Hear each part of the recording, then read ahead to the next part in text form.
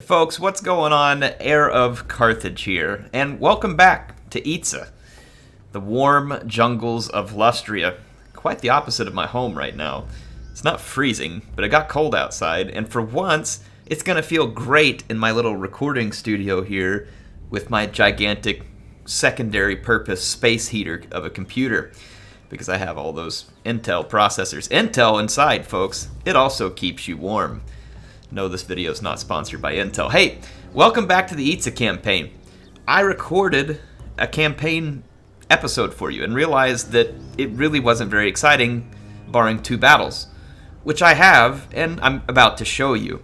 But something at the end of it, really exciting, did happen, which is that Teclis declared war on Hexoatl. Well, I have to make a choice. Do I break my oath to a fellow lizard? Or do I let an elf get away with war on other lizards? And we know that that wasn't going to happen. So I am at war with Teclis, and it's going to be a big one. He's already got 2 armies right here. Now, there were 2 battles previous to this, and I want to show you those battles, so I'm going to do that now, and I will see you back after. Well, you all wanted to see a giant bunch of dinosaurs attacking Skaven rebels, and so let me welcome you to Jurassic Park, Skaven Edition, the Lost World in Lustria. And the Skaven here are going to be our hapless tourist, and my pack of dinosaurs, well, the dinosaurs. Hey, just don't move. They can't see you if you don't move. They're not listening to Dr. Grant. But hey, they were told that life will find a way, and here it is finding a way. Alright, I'm going to stop now, and you all can finish if you need to by inserting any more Jurassic Park quotes, theme music, or other similarities. But yes, the Skaven rebels are going to get absolutely crapped on by an army of dinosaurs. Behind me, there is the Distillodon and the Saurus warriors, but they're under heavy fire from many Plague Claw catapults, which I am attempting to shut down as quickly as possible. I did summon a skink over here that did a little bit of damage. He's still fighting them, but these units can continue to fire while the skink's fighting them. It's really quite frustrating how little damage a skink priest does to these losers. Like, the Skaven artillery crews, like, literally beat him. I don't know what's going on there. It doesn't even seem possible, but in case you all were wondering, there are velociraptors here, and they are clever girls in the sense that they were summoned out of thin air. Yep, velociraptors have that power. They can teleport into battle in order to do your bidding for you. Wait, did I just get another Jurassic Park reference in there? Man, I'm doing good. In any case, here we go. Skaven rebels over here just being absolutely clobbered, and that's pretty much all that this battle is going to be. The power bar was lying a lot. Fake news, even, if you will. The power bar is often fake news. We're going to see the Saurus Oldblood here fighting with his warriors. He's completely unconcerned at almost 500 attack, magical damage, and I'm going to use my solar engine back here be dropping some shots on these Skaven skirmishers from afar, since I can't chase them down at the moment with any of my units. Eventually a Carnosaur would do the trick, but we're gonna provide some support fire from a distance so you all get some sweet shots off that solar engine. Meanwhile, the tail whipping, chomping, stomping, and otherwise complete mutilation of the Skaven army is well underway. Another summoned skink priest here, gonna summon down an unnecessary but hilarious comet on the poor Skaven artillery crew. And all that's left here for the most part is the Skaven Warlock Master. And I do want to show you all this here in a moment. The guy is basically invincible, or should I say the rat. Fast forward, because you can pretty much see what happened. Look at this Bastillodon attacking him over and over again, and the Warlock Master takes no damage. Like, none. Look at this, gets attacked over and over, no damage. Here we go, let's fast forward again. I know this isn't super cinematic, but there's a reason. I don't want to make you all wait for this. Watch this. He's gonna get ganged up on, and he only ends up taking like some very minimal, insignificant amount of damage from 3 different anti-infantry armor-piercing monsters. And a summoned skink priest. I mean, a little bit ridiculous here. CA, please. Did he just try and uppercut a Bastillodon in the face? I mean, it's a bold move. Anyway, yeah, look, that's all the damage he took. Incredible. So another thing that happened in the campaign was that all of a sudden Ikit Claw pops out. I don't know if it was from under the ground or wherever, but he was back near one of my minor settlements outside of Laxland. He sacked the minor settlement, took it, and then moved to Laxland, and all I had for defenses was a scrying pool, which wasn't enough garrison to stop him, and he took it. And here's a question that I want to propose to you all. The Skaven, we all know that they build their walls out of feces, so these are poop walls with a poop deck, okay? And, how did they manage to do this in, like, one turn's worth of time? I mean, did they just, like, go to, like, a rancid Taco Tuesday, eat all of that, and then take a bunch of, like, laxatives or something? I mean, I don't understand how you get this much excretion in that amount of time. It's really quite frightening. But in any case, on from the excretion business and back to the business of battle. Krok is going to be a major player in this battle, and he's going to start back here with a big, balled-up bunch of storm vermin with halberds. Wait, what storm vermin? Was something there? We'll never know. In any case, yeah, my Saurus warriors are going to be anxious to get up here, climb the walls, and start causing as much damage as possible. There is a lot of armored infantry for them to square off with, and Krok will be a very, very necessary and powerful force in this battle, because otherwise they would take my infantry quite a long time to grind out all the armor that they're up against. And that's assuming they did grind it out. There's a significant number of Skaven here, to the point where even at the top-notch level that my Saurus warriors find themselves, it would be a tough fight. Though, I do think they could probably pull it off in the end. Might be interesting to know one of these days. But yeah, Krok is definitely going to be helping us get some major work done. He also has Terror, remember, because we put those abilities on him. Comes my first Saurus jumping off their ladders and into combat. It'd be kind of cool if they just like dropped their sword and shield and like literally just started grabbing Skaven and chewing on them and thrashing them around, beating them. I mean, that'd be great. Just like straight up feral Saurus behavior there. There's still a ton of Skaven here in the back, though I'm saving Krok's magic for opportunities where I know it's going to cause the most intense damage. There's also a whole bunch of blob units right here on the wall, so I decided to put it here. See if we can help clear up the walls a little quicker. So the next deliverance, right behind the lightning. So the lightning did some damage, but then Krok really dishes some damage on the walls. And take a look at this. Only 2 spells in, and Krok is 358 kills. We get a brass orb from Ikit Claw, which is more of a nuisance than anything here, just tossing my Saurus into a ball, causing a little bit of damage, but nothing that's going to stop us. Those Saurus will eventually come off the wall and help me continue the fight. Meanwhile, over here, we have a lot of troops on the wall, but this is an opportunity for Ikit to summon in his lightning, which will cause considerable damage when we're blobbed up like that. You see my troops here, very superior to the enemy troops in terms of just leadership quality. Plus, they've got Gor Rok amidst them, and what Saurus wouldn't fight to their full potential with him around to inspire them and drive them forward.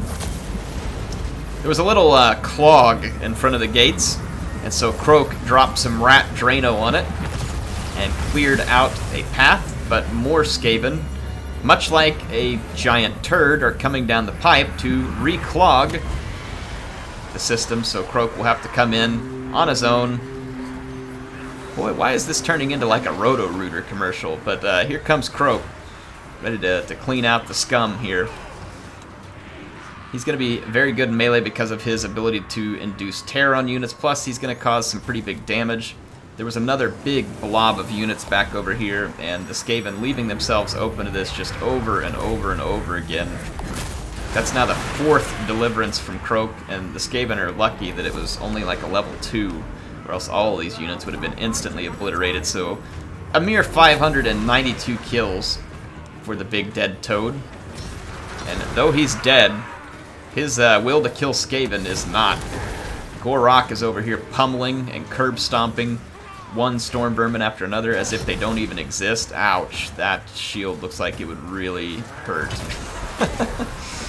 If I remember right, the story on it is like so heavy that like Croxigors had to carry it down from the mountain or something, and that only be really wielded by Gor Rok. It's a pretty cool story. So you can see that more and more Skaven are piling in. So And more apparently just want to die now, and so they turn straight towards the Deliverance. They're like, please, Master Croak, just end us. And he obliges. So the more that the Skaven blob, the more that they die at this point. And Croak has racked up a tremendous 750 kills. Though he's not done yet. His ability to call the Winds of Magic is just getting stronger and stronger. And some part of me kind of wishes that I could put another caster in this army just to help with another Arcane Conduit and really suck up the Winds of Magic. See Ikit Claw over here being destroyed by my brave Saurus warriors. He'll fight back, but he's in a terrible position and really doesn't have the power to take that fight out. Croak, meanwhile, is just adding to his score. A score that would make Legolas look like a joke. See that there are a few Skaven skirmishers back here doing everything they can to try and push me back. I mean, what kind of city is this? I mean, really, Skaven? I mean, I guess I shouldn't expect much different. Anyway, Gor Rok is down from the walls, taking his mace and shield into even more storm vermin. Some lightning is summoned, and Gor Rok asks Croak to pull down the last Winds of Magic that he can summon, as he has created a very nice blob here. And Croak will oblige and help rid Gor Rok of the Skaven filth surrounding him, so that he can push on to the victory point in the Poop Plaza. I guess that's the center of the Skaven settlement, right? Alright, we've had our fun, folks. Ikit Claw is defeated massively, and Croak with 955 kills. That's right, just a few. Just a few.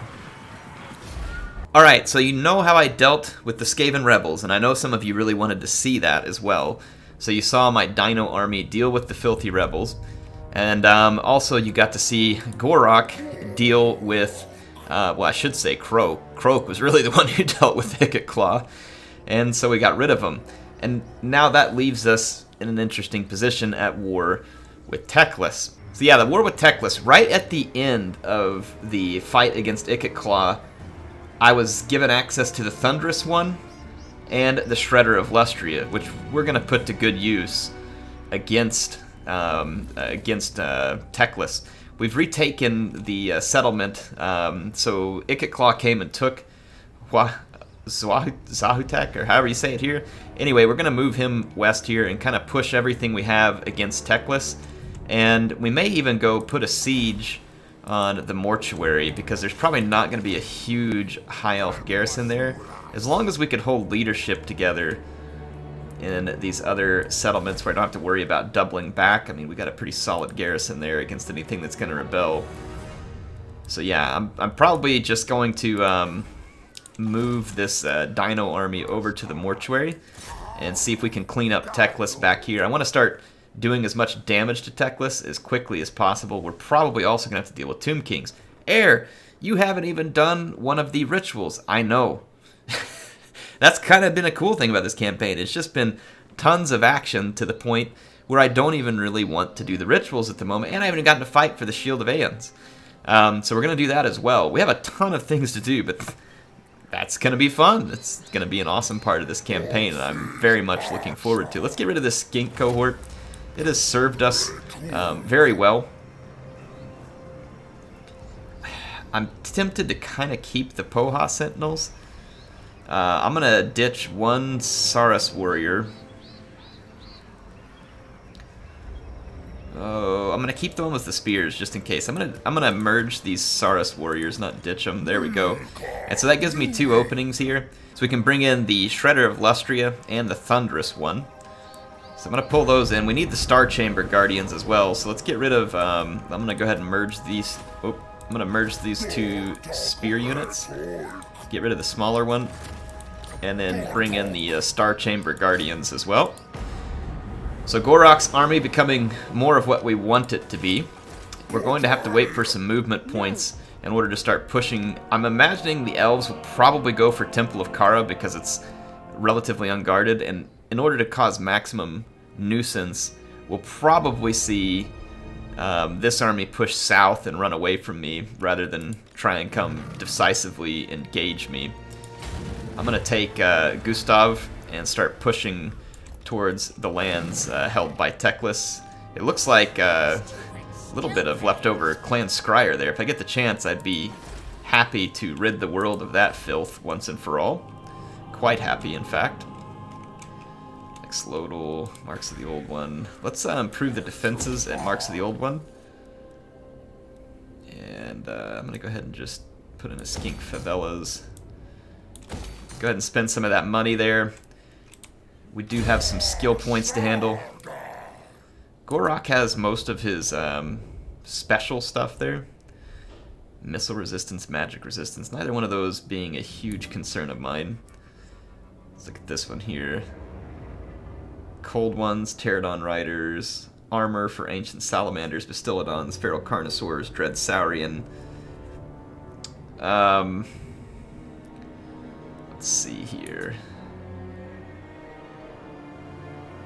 Just go ahead and get all of these for Gor Rok because we're going to have plenty of skill points to do so. I see no reason not to.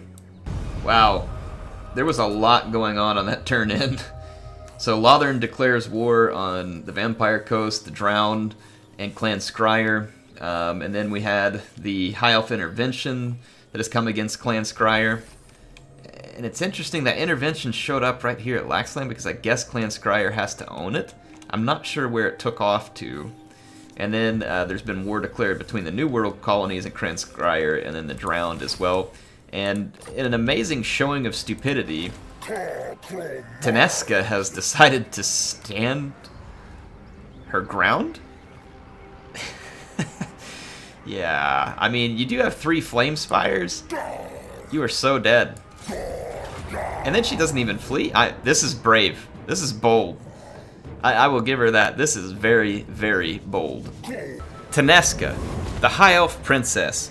Originally born in Trace, and then over time making her way into the military service and on to Lustria.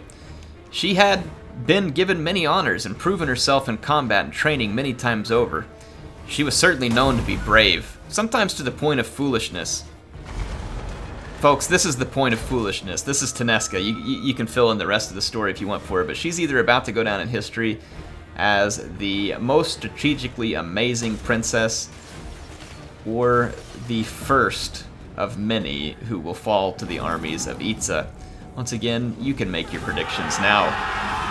I have to say, and I know that this will pain me to say it in the middle of a Itza campaign, but the High Elf units look absolutely amazing, and I can't wait to do the co-op High Elf campaign with Mrs. Air. It's going to be really awesome. But you know what looks really good right now too? High Elves. As in, for a snack. So the Shred Boy has been summoned, and he is happy to perform his duties for Itza, as are the skinks on top of him, slinging javelins in every direction. The Thunderous One will also be another force to be reckoned with, but Tenesca calls in her Flamespire Phoenixes. Pheni? Multiple Phoenixes? However that works. They're going to be surrounded by the Legion of Chakra, pounced on by the Star Chamber Guardians, and then the Chameleon Skinks will dump in there as well. So these birds are going to find themselves heavily outmatched in their current state. See that there is major, major trouble here for the High Elves. My 2 monsters are just trampling all over them. Tenesca took some damage early and is, again, right in front of the gaping maw of the Shredder of Lustria, who's just too busy killing her troops to really take notice, but she is filled full of javelins in an unexpected Javelin Day celebration. Welcome to the celebration, Tenesca. She's going to run back and try and fire her bow. The Phoenix units come back crapping more fire. Must have eaten a bunch of habaneros before the battle. Flaming bird crap.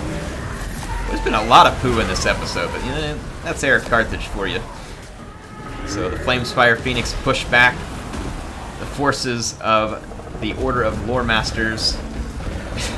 What are you doing there, Shredder? Doing a little dance for us. It's the High Elves Are Dead dance. I do believe that the war has started rather poorly. Tenesca's decision to stay behind and fight me, very, very questionable. There's the High Elf intervention. that I was expecting to see around. We are not at war with them, at least not that one. Go ahead and auto-resolve that one. Looked like it was a safe auto-resolve. So one of Teclis' army and leaders vanquished, at least for the moment. And our replenishment should come relatively quick. I'm not going to wait for the High Elf intervention to take Chotek. I'm going to actually go do that myself with the Great Croc. So I'm going to save enough of my movement points to get into an encampment because of the attrition we would suffer here. Actually, does the other ones? I can't remember. Ambush chance, defense, campaign, vanguard deployment for certain units, chance of well, you know what? Let's stick where we can ignore the attrition for now. We've got some units here. They're going to be spreading a little bit of corruption. Not really thrilled about that, but that particular settlement is in good shape. Let's move to continue to pressure the mortuary. I want to put pressure on Teclis everywhere I can put pressure. I want the war on him and not on us. And we can now upgrade to the full Temple Citadel at Itza. And hopefully we'll be fighting that battle for the Shield of Aeon soon as well. Let's take care of what we can here. Gifts of the Jungle. I mean, it doesn't hurt to replenish faster here as well. I mean, the faster we replenish, we can just be in combat every single turn, turn after turn. There's absolutely nothing wrong with that. This Roiling Skies is only active while casting.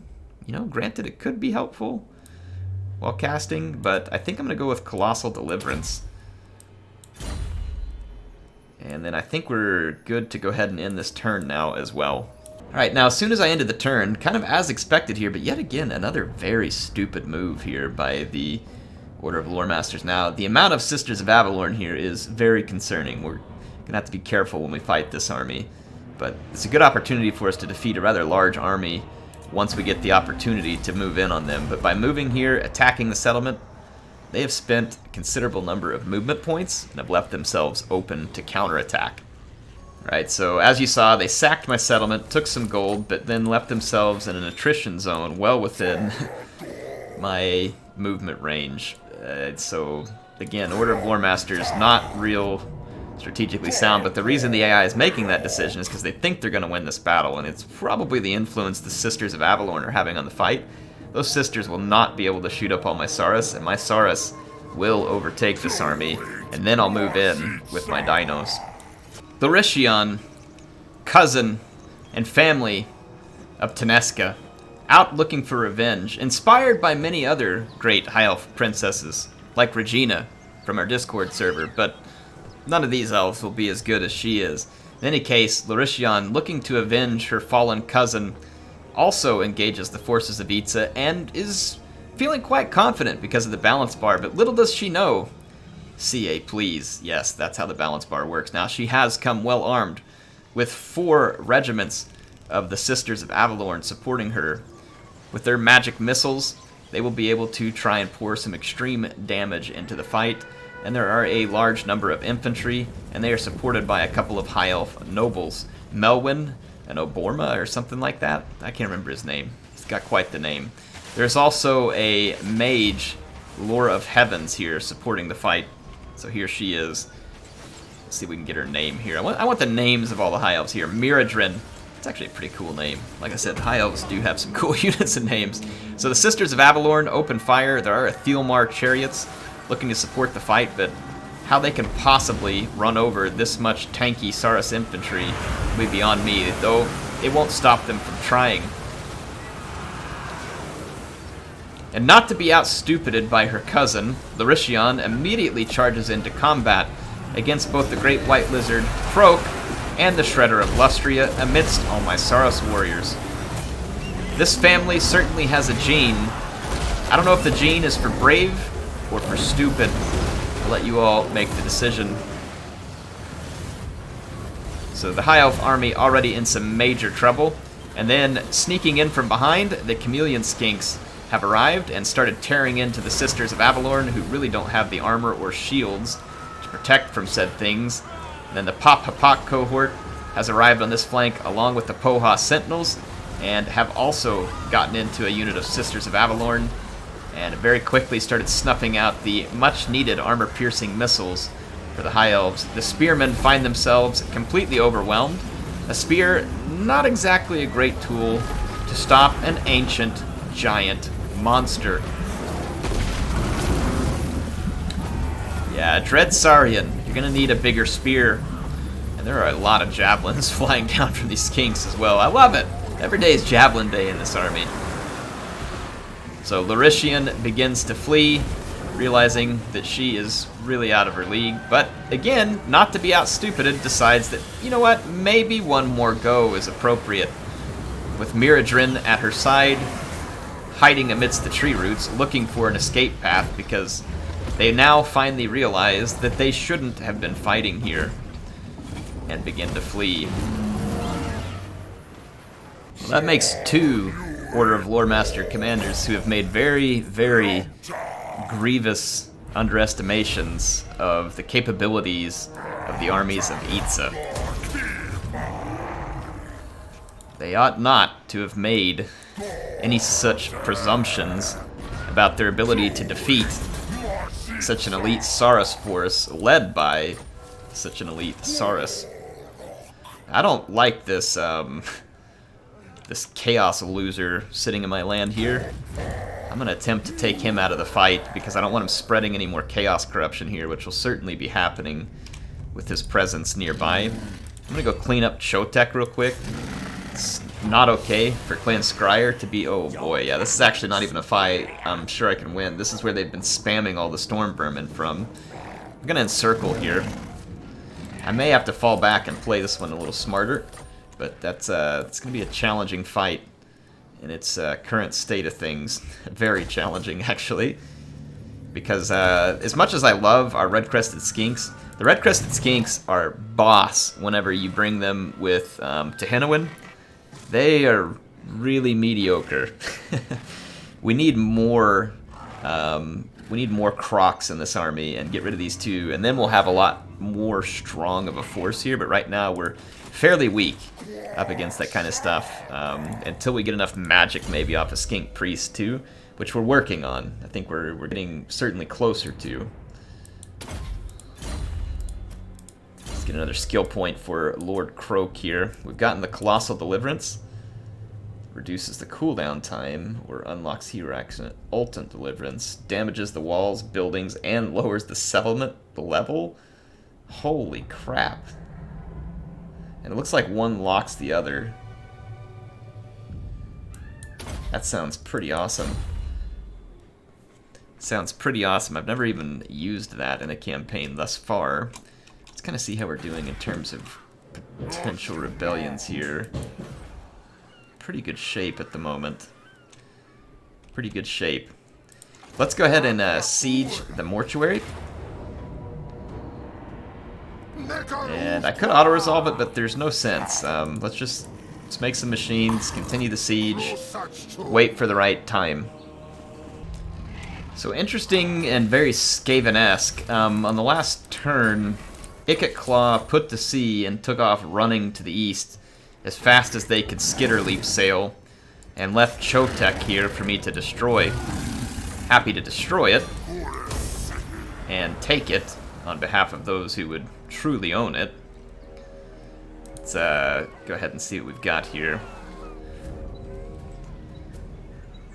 Get a little extra growth. I'm going to leave that stuff there, at least for the time being. But yeah, here's Ikit Claw. He's now suffering attrition on a reef. The only problem is he could double back over here to the Croc Marsh and other places and be quite a nuisance. I'm going to see if I can start upgrading. I don't know where he's going to head. We'll have to keep an eye on him potentially with Gustav and go run him down, because he's basically fleeing anywhere he can flee to stay alive at this point. It's time for me to take this settlement back. I need to go into a standard march. The Chaos Force is no longer here, so that's good. I want them out of my hair altogether. Push towards Lenaxla, however you say that. Yeah, whatever. Way too many consonants in some of these things. I would auto-resolve this, but they're probably going to kill a bunch of my beasts, and I have no approval of such things. Going to continue the siege here for now, because that army is not necessarily immediately needed elsewhere. Not immediately. We will be needed, but I think we have a few turns before it's going to be desperate. Rebuild my defenses, it lacks, and we should probably rebuild this settlement all the way up. So, got my money spent, and we are about to take more territory back off the Order of Loremasters. I'm trying to see the Pillars Unseen Constellation, which I believe is this settlement here. It looks like Teclis had already gone north. I'm going to allow Hexoatl to deal with Pohat, unless they've already gone it. The Blue Vipers are still alive up there. That is really incredible. Come on, Mazda. I'm going to set a war coordination target here for Mazda. And hopefully he can take care of the issues to the north of me.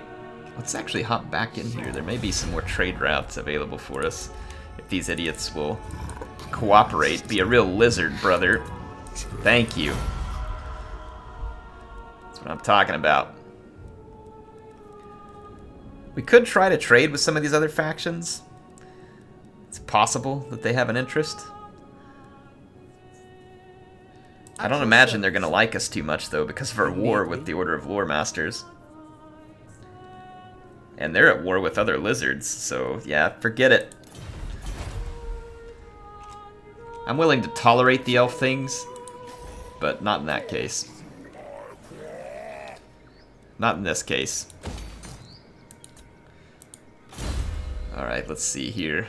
Got protection of the old ones. Let's put the terror in there. Repair. I don't have enough money to repair key tax. We've taken damage to the walls. Alright, so Hexoatl has mobilized, supposedly. That's good news. Repair my building there before I forget. And where were you hiding? I foresee destruction. Yeah, it's your destruction, chump. Alright, I'm going to take this settlement off of the Order of Loremasters, because it was mine anyway. And they're at war with me, so I don't really feel bad about taking settlements off them. Ikit Claw came back ashore right over here, just north and west of the Croc Marsh. I'm going to march back the direction of Flax. I know that Shotek is in a point where it's going to rebel very quickly, and we may have to deal with some of that. It is what it is at this point. Not a whole lot I can do about it. There's a Skaven rebellion here as well.